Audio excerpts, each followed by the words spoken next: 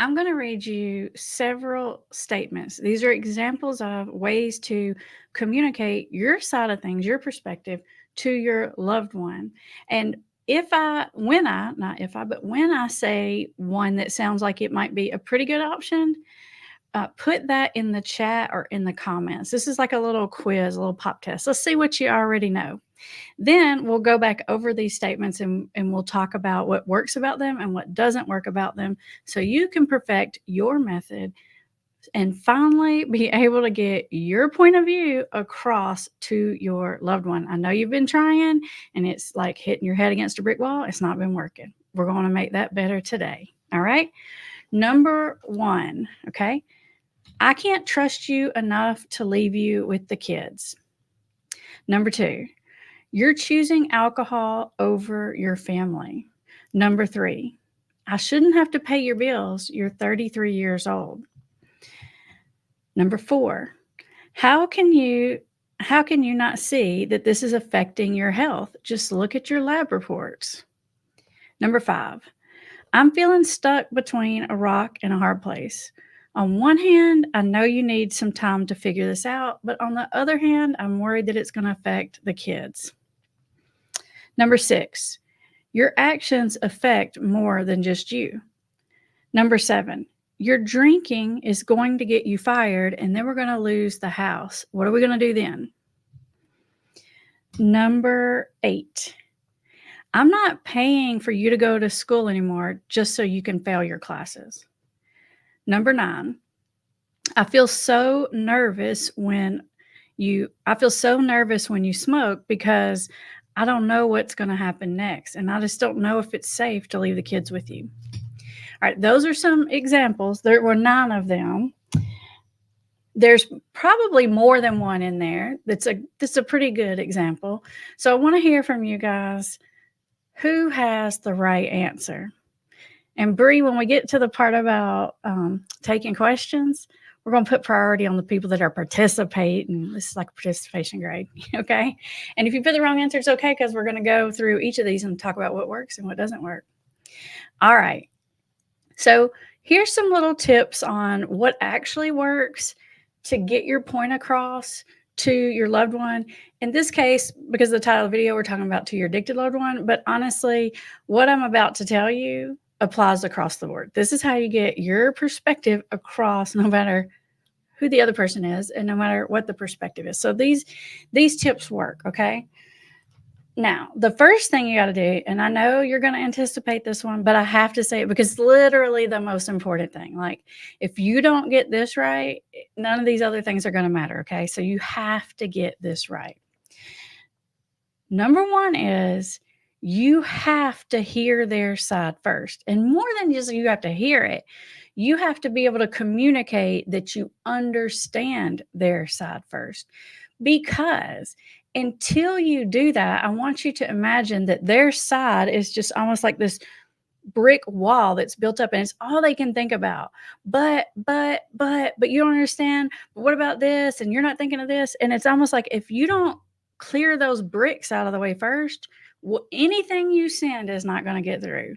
So you have to use all of those skills that I teach you, like all the ones in the Invisible Intervention course, all the ones you learn on this YouTube channel about helping someone feel understood, like reflective listening, mirroring, reflecting feelings back. And you do this long enough till you can tell that the person feels heard. And how you'll know that is like they'll say something and you'll repeat it back with your active listening skills. And they'll say, yeah, and then they'll tell you some more. When the container gets empty, you'll notice a pause, like, okay, like I've said it all. I feel totally heard and understood. This is the point where you can insert a little piece of information, but it's super important on how you do that, okay? So let's talk about, I know y'all have heard me say that whole, you got to do the empathy thing first. If you do not, it's not going to work, okay?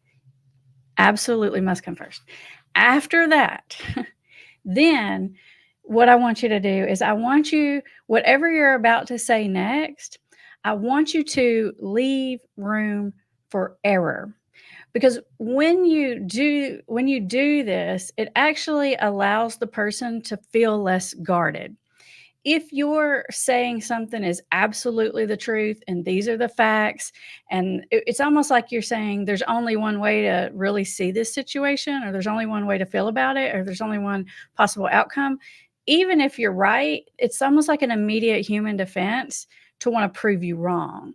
So whenever you communicate something, leave room for error, for other points of view, for flexibility in thinking. And I'm going to give you some examples of how to do that. So don't worry. If you're confused by that, we're going to come back. Okay. All right. And then I also want you another tip. And you don't have to always use this one, but a good way to kind of incorporate number one, the empathy, number two, the leaving room for error, is to when you make a statement, acknowledge both sides of a situation. And one way I like to do that is I like to say, on one hand, blank, but on the other hand, blank. On one hand, your side. On the other hand, my side. And when you do that, you're communicating, I get it. Like there's multiple pieces to this puzzle here. It's not just all my side, right? On one hand, I totally get blank that you need X, Y, or Z, that this is going on with you, that this helps you with X, Y, or Z, whatever, because it again is another way of expressing that empathy, of helping someone feel heard. And it also leaves room to say, it's almost like a humility statement in some respects, because it's like you're saying, I'm not the only one that has an opinion here. I could be wrong. Another way to do it is to say, there's a lot of different ways to think about this, but one way is.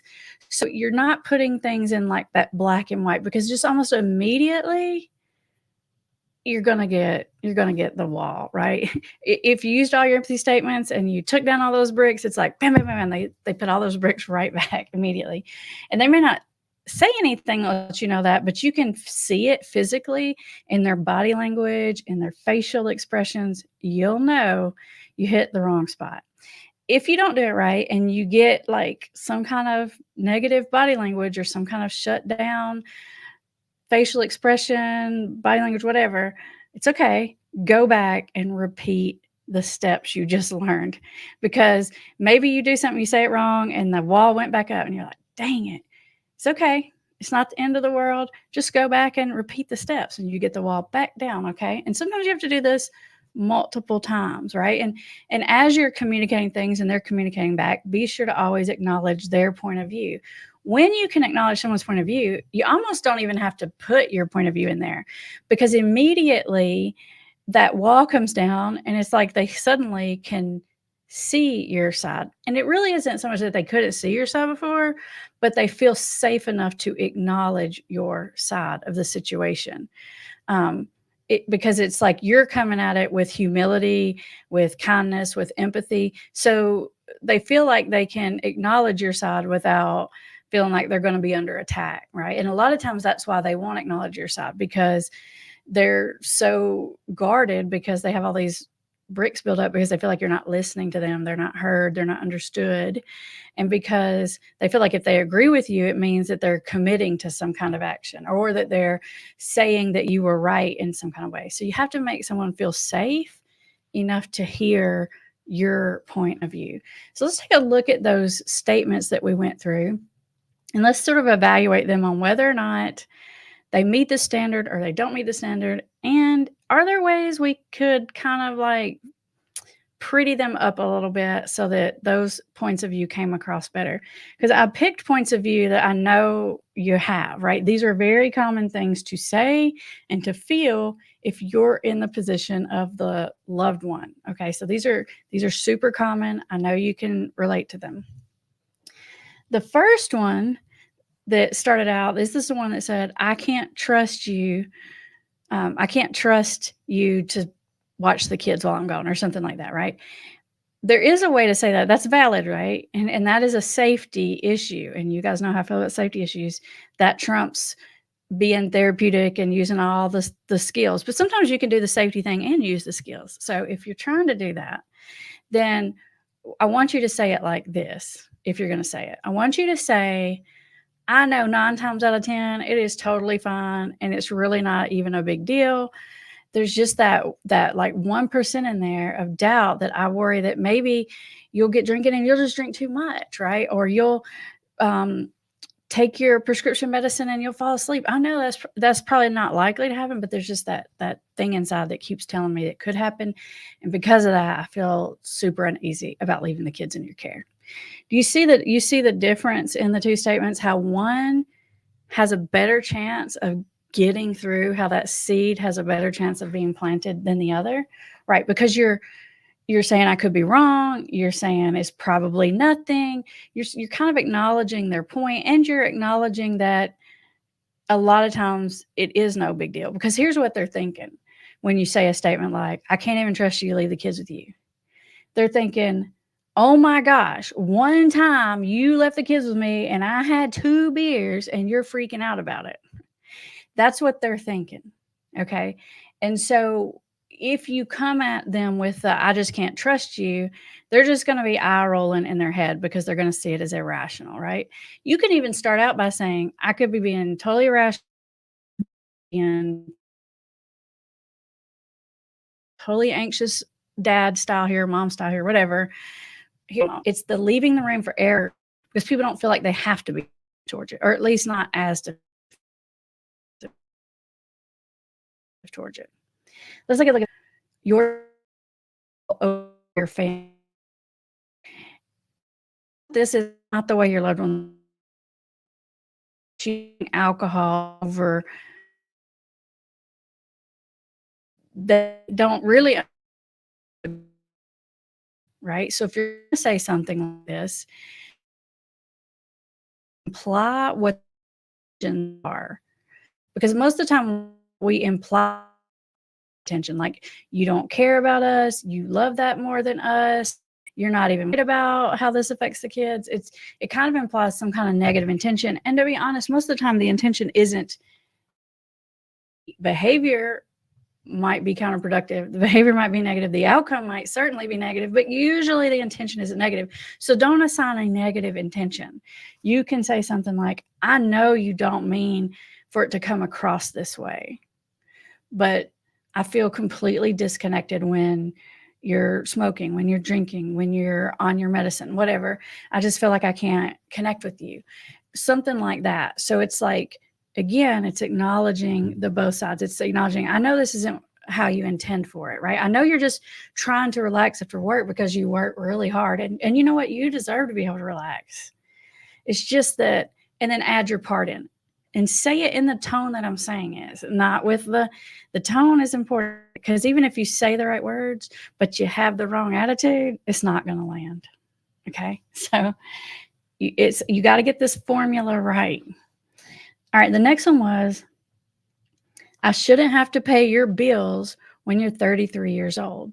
I know what you're thinking. You're thinking, "Yeah, Amber, that's right." And you know what? I'm agreeing with you. I'm also thinking that is right. I shouldn't have to pay your bills. You're 33 years old. Um, a way you could say something like that is you could say, "On one hand, I know you really need some help getting on your feet. I know you need some help paying your utility bills, whatever it is. On the other hand, it kind of makes me feel like I'm enabling if I do that. Or on the other hand, if I pay that, then I'm not going to have the money to pay my utility bill, whatever." So you're laying out both points of view, and you're letting them know the predicament that you're in, because that's going to prompt a little bit of empathy on their end. They may or may not acknowledge it out loud to you, but unless your person has a personality disorder, right? Unless they're just completely incapable of empathy, they're going to see your point of view. And chances are, if you say it the right way, they're going to acknowledge the tough situation that you're in. You just have to kind of clear the path and give them room and safety to do that. Let's look at the next one. Number 5, what? Or no, I'm skipping number 4. Number 4 was, "How can you not see this is affecting your health? Just look at your lab reports." So let's figure out how we can soften the statement up so it can sneak through the barrier. I think you could say something like, "I know that there's like a lot of things that can make your liver enzymes go up. It could be a number of things. I can't help but think that maybe part of the reason might be related to your drinking," right? And so you're leaving a lot of room for error there. Because if you don't, that's what they're going to be thinking. If you don't, if they have a report and some kind of level is up, they're going to be thinking, okay, yeah, but everyone's blood pressure runs high. Okay, yeah, but there's a million things that can make your liver enzymes up. Okay, yeah, but they're going to be butting you, probably out loud verbally. But even if they're not, even if they're kind of conflict avoidant, they may not say it to you out loud, but they're thinking it in their head. So you want to figure out how to bypass that but by just acknowledging the but. Just you say it first. Okay, it works better. Just acknowledge it, and then we can move on from it. If you don't acknowledge it, it's just going to be stuck, and nothing else you say is going to land because there's that like stuck thing right there in the front. The number 5 one was said, I'm stuck between a rock and a hard place. On one hand, I know you need more time. On the other hand, I worry it's affecting our kids. This one I kind of like because it acknowledges their point of view and your point of view. And I think that it has more chances to land if you say it this way. This is kind of a different take on the first one, which is I can't trust you to be with the kids. Because I think if you say it this way with kindness, with humility, with understanding their point of view, they're going to be like, yeah, I kind of get where you come from. I see that, sometimes it's been an issue or whatever. All right. Next one, number 6 was your actions affect more than just you. Everyone knows that, right? Or I'm sure that they know that, right? We all know that all of our actions.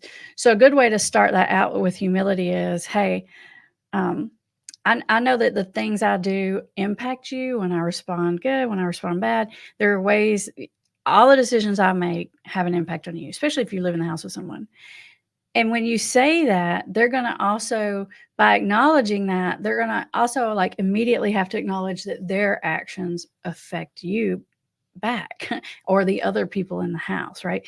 So you're showing the humility and say, hey, this applies to me too. Like, I'm not just saying just you. You're not the only one called out here. Like, we're in the boat together. We're imperfect human beings. And it just creates that safety for some acknowledgement. It creates the safety for vulnerability, which is what you're looking for. All right, let's look at the next one.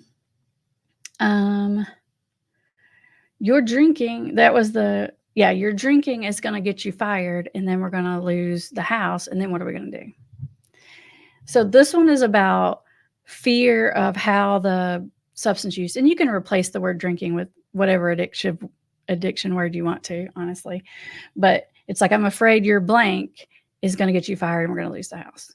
Or I'm afraid you're going to like literally put us in the broke house buying pain pills. You could replace it with something like that. Okay. You can say, the way I would start out is I would say something along the lines of, this is a leave room for error. This could be irrational, or this is probably irrational. This is something we teach in the invisible intervention called an accusations audit. It's going ahead and saying what you guess, what you kind of pretty much know they're going to be thinking. If you went straight in and said, you're going to lose your job and we're going to lose our house, what are they going to think? They're going to think, oh my God, here she goes again. She's so freaking irrational. She always catastrophizes. She always so negative. She just thinks everything's about the drinking and it's not. So go ahead and just say those things first. Just say, I could be overreacting. I know I can worry too much sometimes, but this has been on my mind. So you're acknowledging their point of view first. Accusations audit. Man, that really works good. One of the ways I do that in sessions all the time is I'll be about to give somebody an opinion on something, and I'll say it kind of sarcastically, but kind of funnily. I'll say, I know I've known you for like a full 45 minutes now, so clearly I know everything about you. So this is definitely the right opinion. And I'll say it kind of funny. I'll say, but here's what could be happening.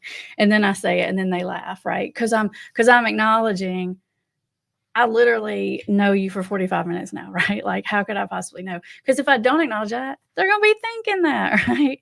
Or I'll say, I know we've only talked 3 times. This is my preliminary hypothesis. So tell me where it feels right and where it feels wrong.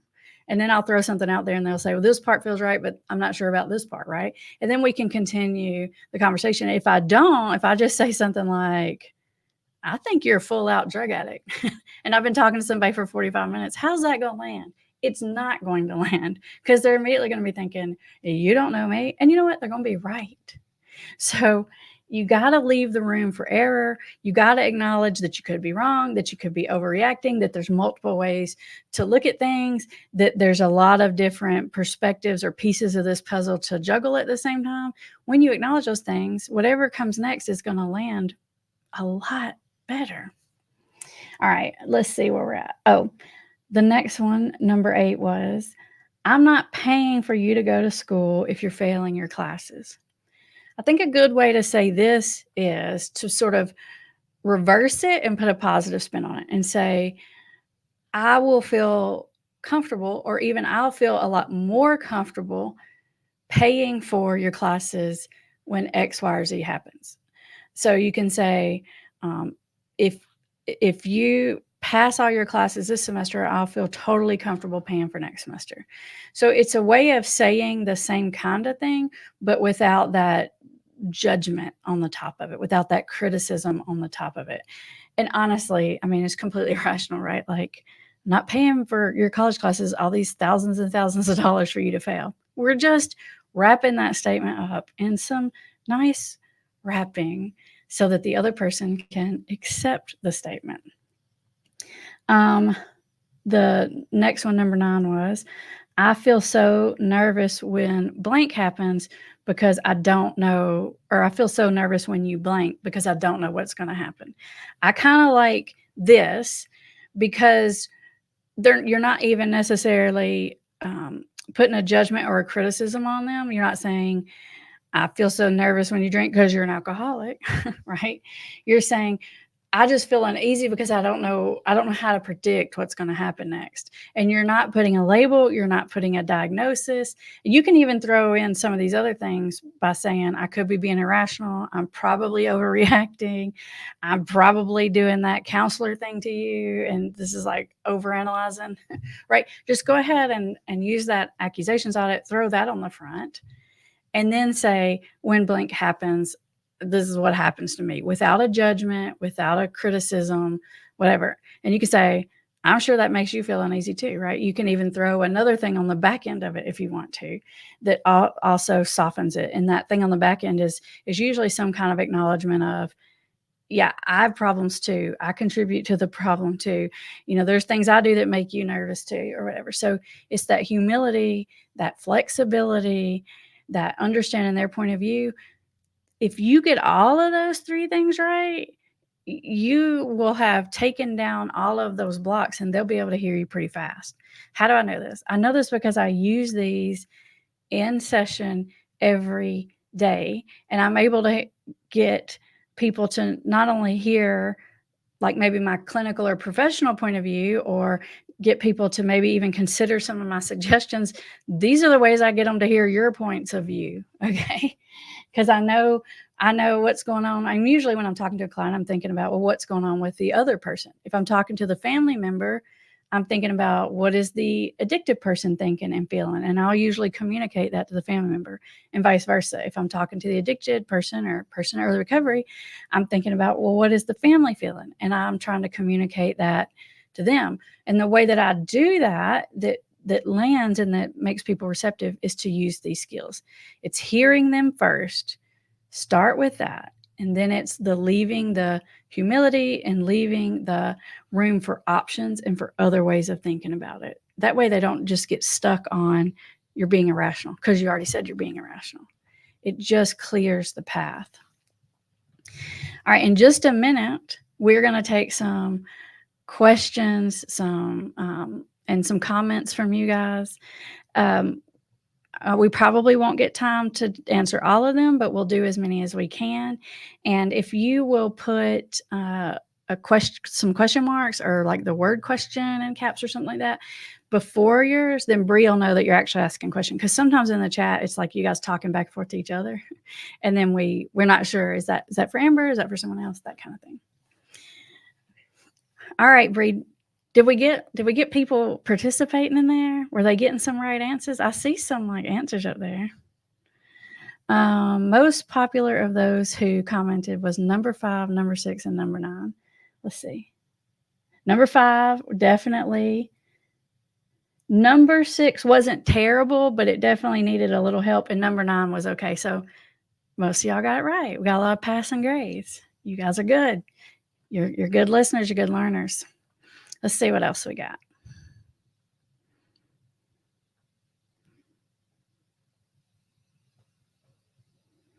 Mary Ann Kendall says, how do you distinguish the difference between letting their lives become unmanageable and helping them? Leaving room for error so they can have the freedom to come up with the idea themselves.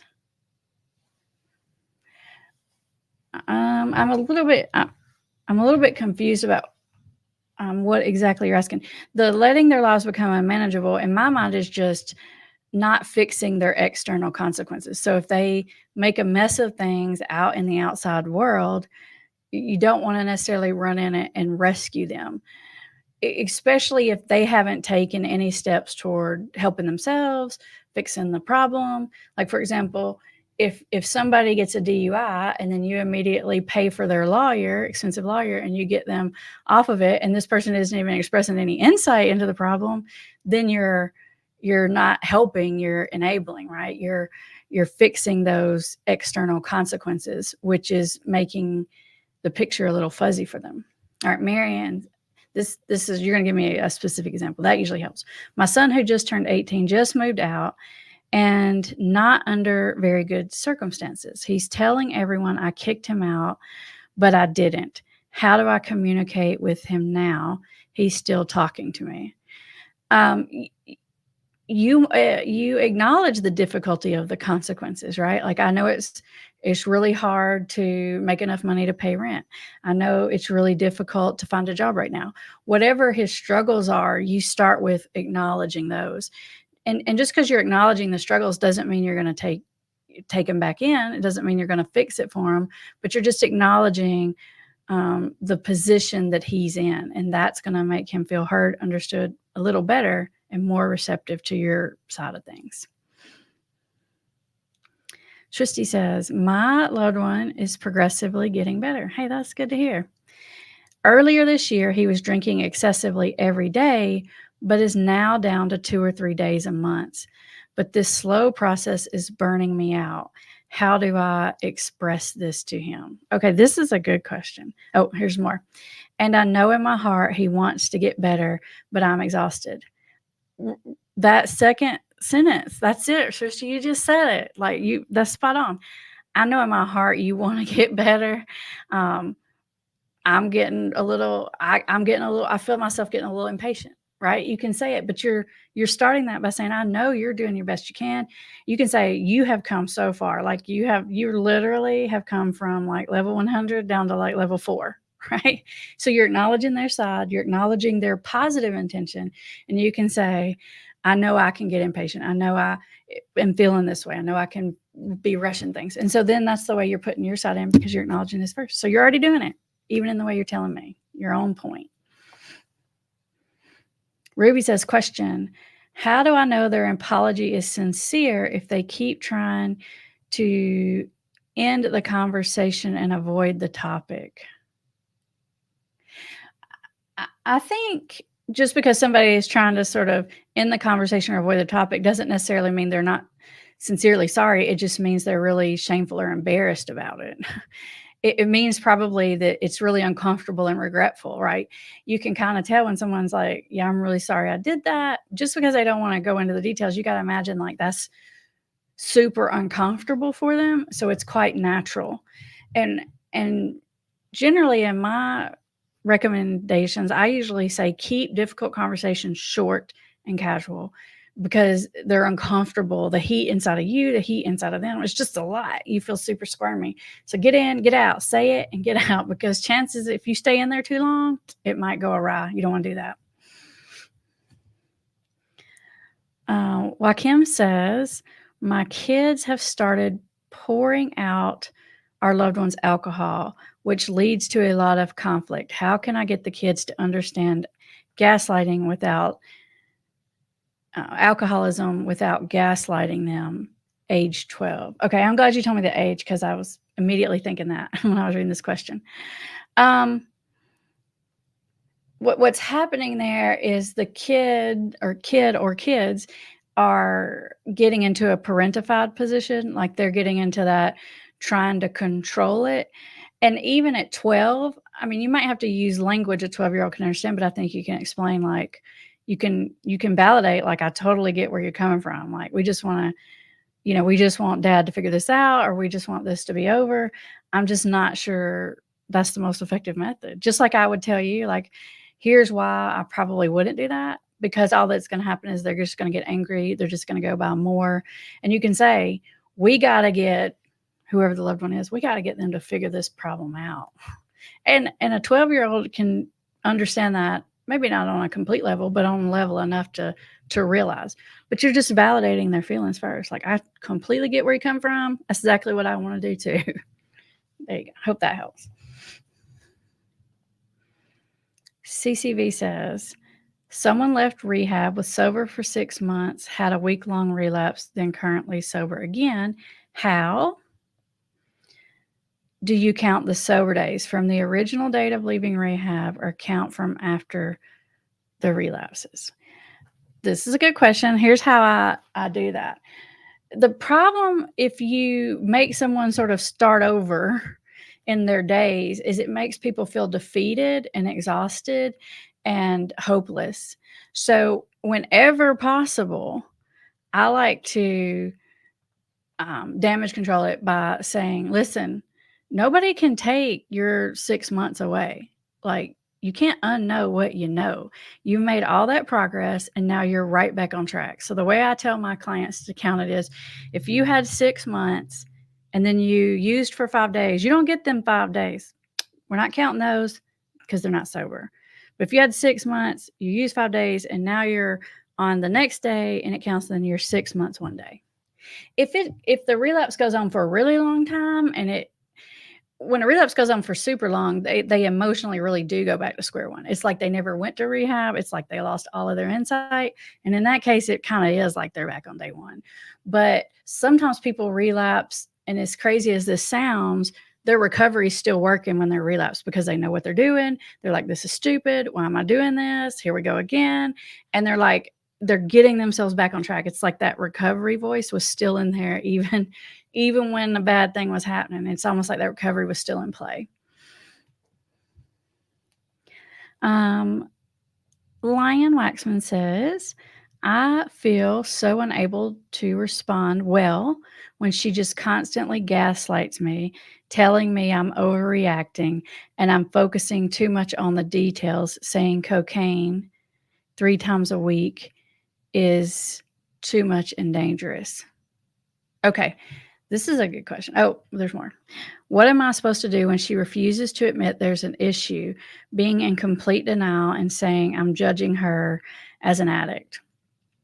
I think your profile name is new here, so I'm not sure if you're new here, but I think you might be. So I just want to say welcome to the community. We're glad you're here, and your question is super on point. So the first thing you do, Bree, will you put the first part of that back up there? Because there was something in there I wanted to. Oh, here we go. It's about the gaslighting, and she's telling me I'm overreacting. So the way you start the sentence is, I could be overreacting. I might be overreacting. I could be being overly anxious. You just go ahead and acknowledge it. And you already know what she's thinking because she's saying it to you. So she's already giving you the answer. You think, sweet, thank you. You don't even have to guess. I'm probably overreacting. Then what you want to do when it comes to any kind of substance abuse problem is, it's not about what or how much someone is using.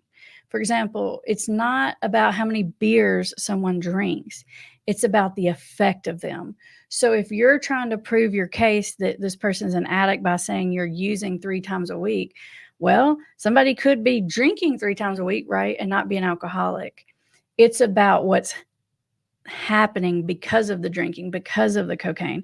So instead of being really focused on what the substance is or how much it is, focus on the outcome. Just this week, I was talking to someone who was telling me that his spouse thinks that his drinking is a problem or whatever, and gets really upset if he drinks any. And I said, you know what? Because after listening, I was like, I don't think that she's upset about the drinking. I think she's upset because when you drink, you kind of like totally disconnect, and she feels alone and isolated.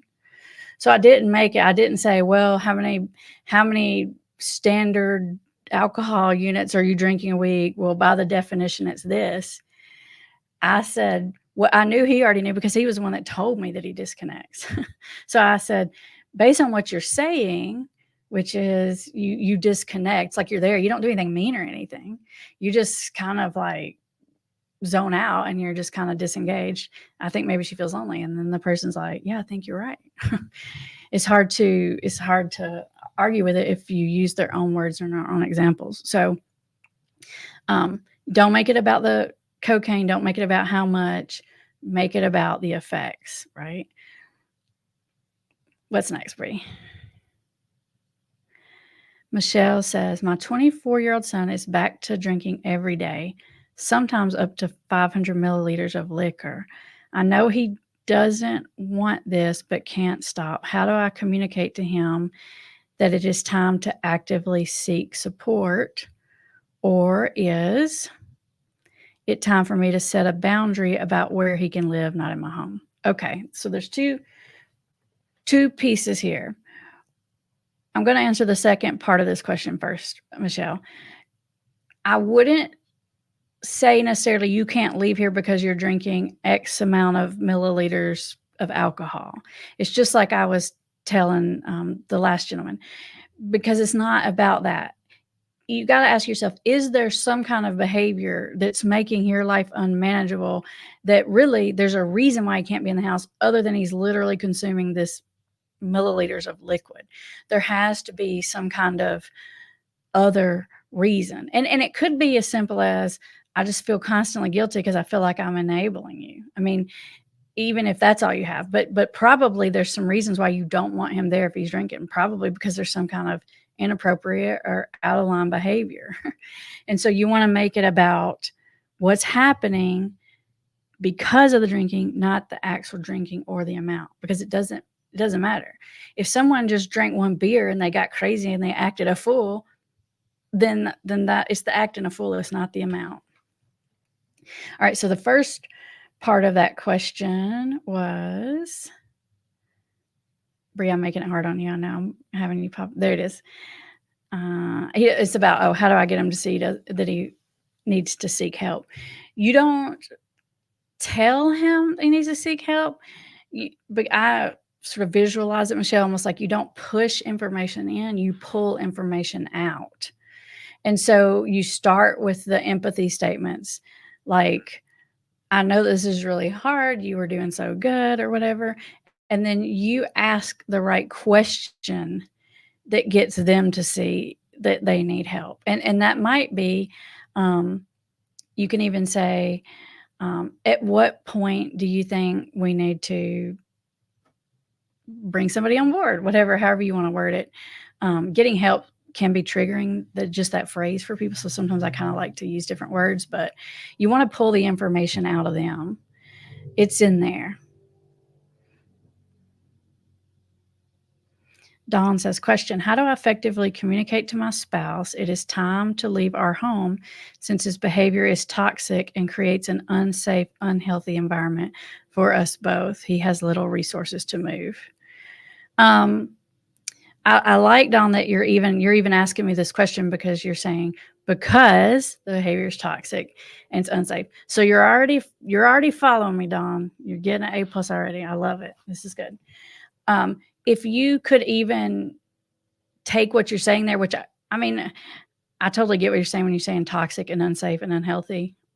But if you could drill that down even a little bit more specifically, not to like one specific behavior, but to why it's toxic, unsafe, or unhealthy, or whatever, and drill down the reason even to something more specific, because they might be thinking, well, how am I unsafe? I've never hit you. I hear that all the time from people saying, I don't know why she says she's scared of me. Like I never hit her. I've never thrown anything. I've never broke anything. I've never like put a hole in the wall.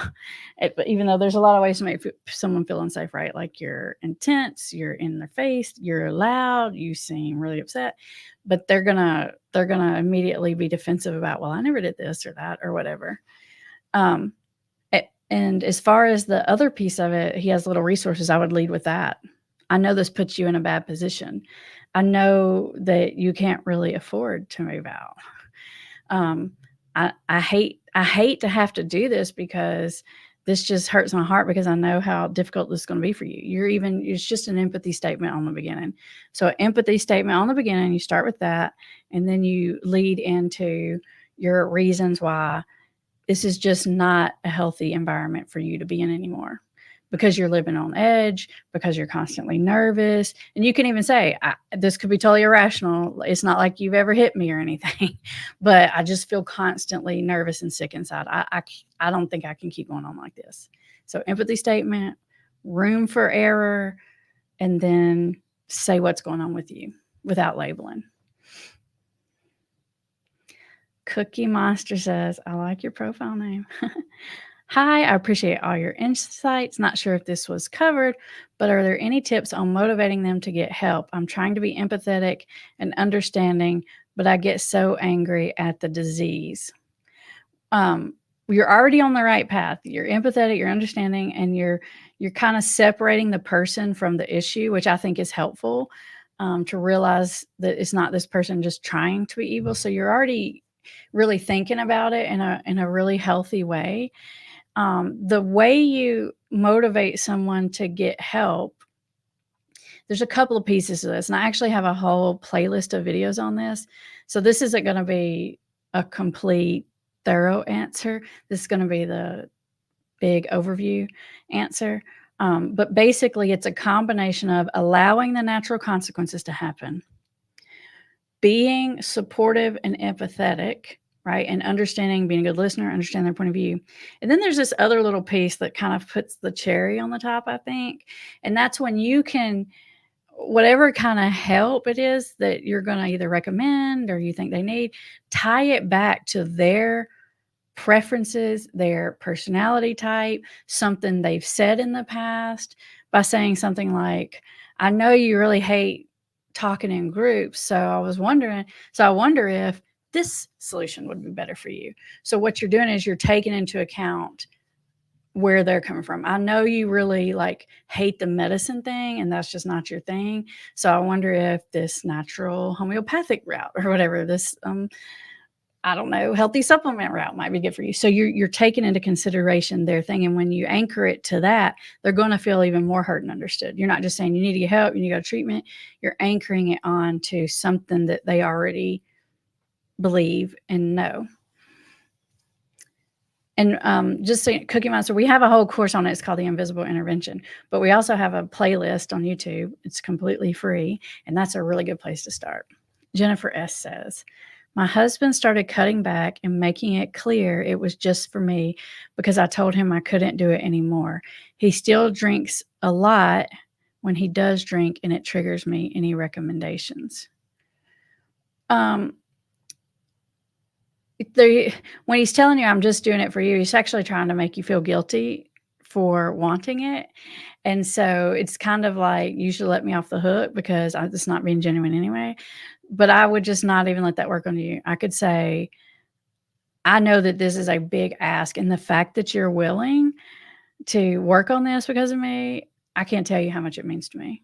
And I know you're just doing it for me, and it makes me know even more how much you value this relationship and how much I can count on you. So you just use that statement right to your advantage by acknowledging it. I know this is big. I know you're probably just doing this for me. I know this is really hard and this is a huge ask. And I so appreciate it. So that's how I think. You validate it and you sort of bypass that whole guilt trip thing they're trying to put on you. All right, everybody, we are at the end of our time. You guys asked some excellent questions, most of which were like super on point today. You guys were awesome with that. I appreciate it. I hope to see you all next Thursday at 1 Eastern. And if not, I will see you in between. Bye, everybody.